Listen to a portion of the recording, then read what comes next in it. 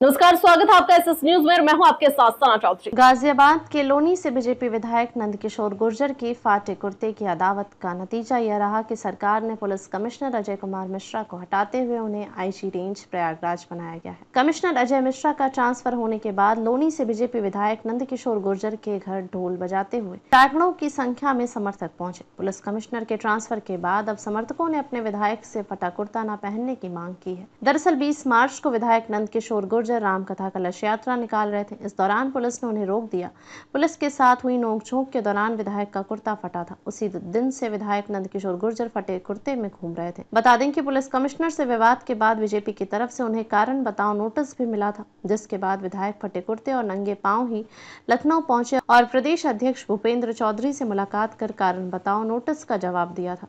Police commissioner का transfer चर्चा में। अब गाजियाबाद पुलिस कमिश्नर और भाजपा विधायक के बीच हुई तनातनी का मामला भी ट्रांसफर को लेकर राजनीतिक गलियारों में कौतूहल का विषय बना हुआ है। कहा जा रहा है कि बीजेपी विधायक से पंगा लेना बहुत कमिश्नर को भारी पड़ा है। बता दें कि अजय कुमार मिश्रा की जगह जे रविंद्र गौड़ को गाजियाबाद का नया पुलिस कमिश्नर बनाया गया है। 2003 बैच के आईपीएस अजय कुमार मिश्रा बलिया के रहने वाले हैं। 28 नवंबर 2022 से वह गाजियाबाद कमिश्नर पद पर तैनात थे। अजय कुमार मिश्रा का तबादला होने के बाद विधायक नंदकिशोर गुर्जर के आवास पर खुशियां मनाई गई। इसका वीडियो सोशल मीडिया पर वायरल हो रहा है। वीडियो में नंदकिशोर गुर्जर भी नजर आ रहे हैं। वह बुजुर्ग कार्यकर्ता को माला पहनाकर उनका आशीर्वाद लेते दिख रहे हैं।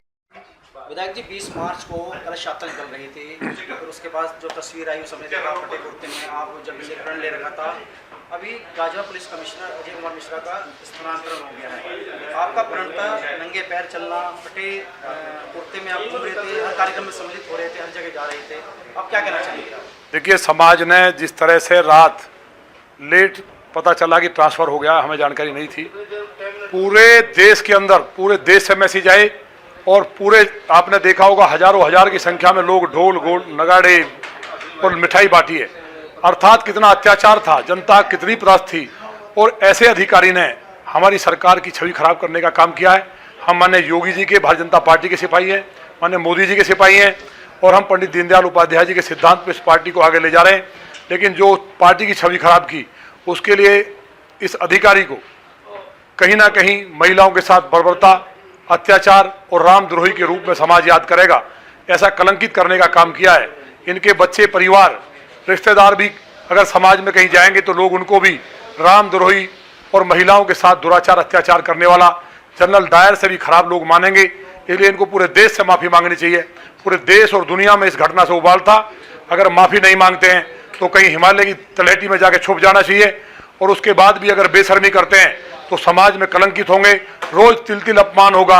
अगर या तो माफी मांग ले या फिर सरयू नदी में जाकर डूब के मर जाएंगे तो भगवान राम शायद माफ कर देंगे। आपके आवास पर 36 बरादरी के लोग आए, प्रस्ताव भी पास हुआ, आपको कुर्ता भी दिया गया। अब वह कुर्ता आप कब पहनेंगे? अभी हम पहनेंगे। सभी लोग समाज के वहाँ चल रहे हैं।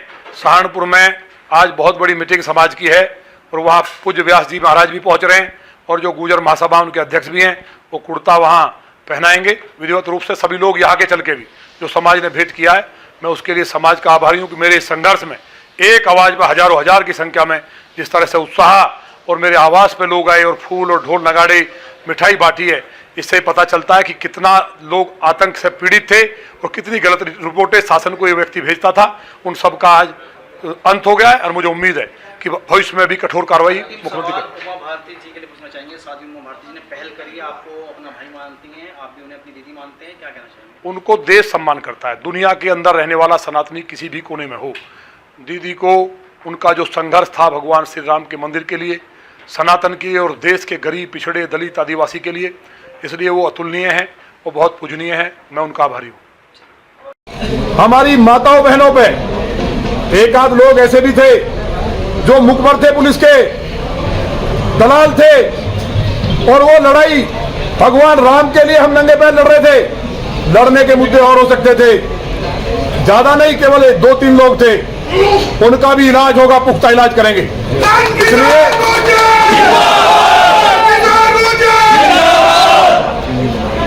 अधिकारियों की जाति बताने की कोशिश हुई।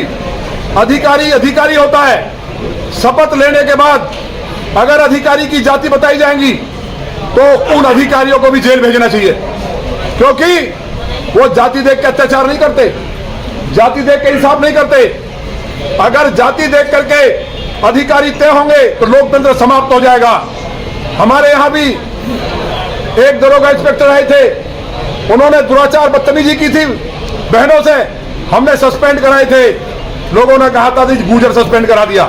मेरे यहाँ, मैं सनातनी हूं, मैं लौनी के एक एक व्यक्ति का जो लौनी में निवास करते हैं, किसी धर्म जाति के हों, सनातन के लिए, जनता के लिए जो लोग हैं, उनके लिए मेरी जान हाजिर है।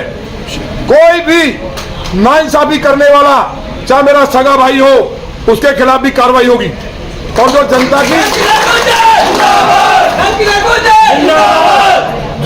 की सेवा कर रहे हैं, जो अधिकारी जनता की सेवा करेगा, जनता को लोकतंत्र के अनुसार भगवान मान के काम करेगा, उस अधिकारी को हम स्वागत भी करेंगे, अभिनंदन करेंगे। ऐसे अधिकारियों की जरूरत है जो रामचरितमानस पर फूल बरसाते थे, व्यवस्था करते थे, लेकिन लाठी चला करके ये काला अध्याय लिखने का काम जो लौनी में किया है, पूरे में हमारी पार्टी का नुकसान किया है। ऐसे अधिकारियों को सस्पेंड करने के बाद मुकदमा चलना चाहिए। ये मसला मैं विधानसभा अध्यक्ष के सामने ले जा चुका हूं। प्रिविलेज मोशन में जाऊंगा, हथकड़ी लगवा करके विधानसभा में खड़ा करके सजा दिलवाऊंगा। आप चिंता मत करिए, अभी हटाने का काम हुआ है। आप लोगों ने इकट्ठे होकर कहा था कि लाखों लोग चलेंगे गाजियाबाद और इन अधिकारियों को दौड़ाएंगे। हमने कहा मेरी सरकार है, सरकार किसी और की होती तो हमने पहले दौड़ा करके दिखाया है। जब बहन बेटियों के कपड़े फाड़ने का काम हुआ तो हमने, वो थाने नहीं बचे, वो चौकी नहीं बची गई। जुर्म करने वाला जुर्मी गाजियाबाद में रह नहीं पाया पिछले 25 साल से। आपके आशीर्वाद से हम लोग दिन रात काम कर रहे हैं, इस उम्मीद के साथ कि जिस तरह से आज पता चला रहा था आपको, हजारों हजार की संख्या में दूर तक आप, ये जनता का, मैं मीडिया के बंधुओं से कहना चाहता हूं, ये जनता के अंदर उत्साह, खुशी देखिए, ऐसा लग रहा है जैसे रावण कांत हो गया हो। ये खुशी लोगों के अंदर है, ढोल बजा रहे, गोले छुट रहे हैं। ये मैंने नहीं किया है, ये जनता के मन की खुशी की बात है। ऐसे आताताई को लोग महिलाओं के साथ दुराचार, रामचरितमानस के साथ जिस तरह का बर्बरता राम भक्तों के ऊपर लाठी चलाने वाले के रूप में, जहां जाएगा पीछा नहीं छूटेगा। और ऐसे व्यक्ति को समाज में, कायदे में अगर थोड़ी भी लिहाज शर्म हो, ऐसे अधिकारी को जमुना जी में डूब कर मर जाना चाहिए, क्योंकि उसने रामचरितमानस, जिसके लिए भव्य राम मंदिर के लिए हमारे लौनी से भी हजारों हजार लोगों ने, अभी भाटी जी बैठे बहुत से कार्यकर्ता हैं, उन्होंने अपने प्राणों का आहुति दी, पैदल गए, तब जाकर के भगवान श्री राम का मंदिर बना है। और उन राम भक्तों ने जो कीर्तन किया, उनका अपराध क्या था?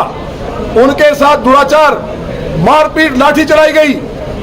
और जो बहनों के साथ हुआ वो आजाद भारत में पहली घटना है। इसलिए अगर थोड़ी भी शर्म हो इस अधिकारी को, तो मैं कहना चाहता हूं मीडिया के माध्यम से, अब भी समय है पश्चाताप का कि वो गाजियाबाद में अपने ऑफिस के बाहर खड़े होकर के गाजियाबाद की जनता से माफी मांगे, तो शायद उत्तर प्रदेश और देश माफ कर देगा।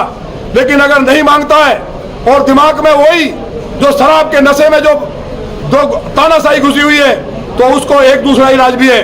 ब्रजघाट नजदीक पड़ता है, गंगा जी में जाकर के डूब करके मर जाना चाहिए, जिससे कि समाज में अत्याचार करने वाले ना रहें। अन्यथा समाज में जहां जाएगा, जहां भी जाएगा समाज में, वही समाज में लोग उसको बहन बेटियों के साथ लाठी बरसाने वाले रामद्रोही के रूप में याद करेंगे। उसके बच्चों को, उसकी पत्नी, उनके रिश्तेदारों को भी लोग माफ नहीं करेंगे, क्योंकि उन्होंने रामद्रोह करने का काम किया है। बहन बेटियों के साथ लाठियां बरसा करके जो जनरल डायर ने किया, उससे भी बुरा करने का काम किया है।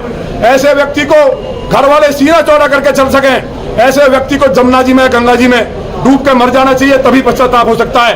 या गाजियाबाद में जाते जाते नाक रगड़ के कहे कि मैं 36 बिरादरी से माफी मांगता हूं, मैंने शराब के नशे में मुर्गा खा करके लाठियां चलवाई हैं, मैं माफी मांगता हूं। हो सकता है समाज माफ कर दे। जो समाज निर्णय करेगा, मैंने प्रण किया था कपड़े नहीं पहनेंगे, नंगे पैर रहेंगे, समाज का जो निर्णय होगा, सारा 36 बिरादरी बैठी है आज, कोई समाज ऐसा नहीं है यहां से लेकर के बाहर तक जो ना हो। आज हर वर्ग, हर धर्म, हर जाति, हर समाज के लोग मेरे यहाँ आए हैं, उन सबके चरणों में शीश झुका कर अभिनंदन करता हूँ। उम्मीद करता हूँ कि अगर थोड़ा भी इस अधिकारी के अंदर नैतिकता बची है, तो पूरे गाजियाबाद की जनता से, देश की जनता से, राम भक्तों से माफी मांगे। पूरा देश हमारा बहुत दयालु है, भगवान श्री राम करुणा निधान है, माफ कर देंगे। और अगर नहीं मानता है तो पूरे उनके बच्चों को, परिवार जहां भी जाएगा, लोग महिलाओं के साथ बर्बरता अत्याचार करने वाले और रामद्रोही के रूप में याद करेंगे। ऐसे में दूसरा इलाज यही है कि वो कहीं जाकर के छुप जाए, या तो हिमालय चला जाए पश्चाताप के लिए, या जमुना जी में या गंगा जी में डूब कर मर जाए। आप सब आए, आप सबके चरणों में एक एक व्यक्ति लौनी का आपके ऊपर मैं गर्व करता हूं। जिस लौनी के अंदर अपराध आसमान में था, दिन में बेटियां उठा ली जाती थी, रोज कत्ल होते थे, गाय कटती थी, निकलना मुश्किल था, उस लौनी को स्वर्ग बनाने का काम आपके आशीर्वाद से हुआ है। आज रात के 2 बजे भी बेटियां जाती हैं। बिजली, पानी, शिक्षा, चिकित्सा, कानून व्यवस्था की शानदार स्थिति हुई है। इसी तरह आपका आशीर्वाद मेरे ऊपर बना रहे, मेरी आपके लिए जान हाजिर है। एक अपने आप जैसे ही मैसेज गया कि रावण का अंत हो गया है, सारी जनता ढोल बजा रही है, मिठाई बट रही है, पूरे गाजियाबाद शहर में जश्न मन रहा है। तो ये गाजियाबाद की जो एक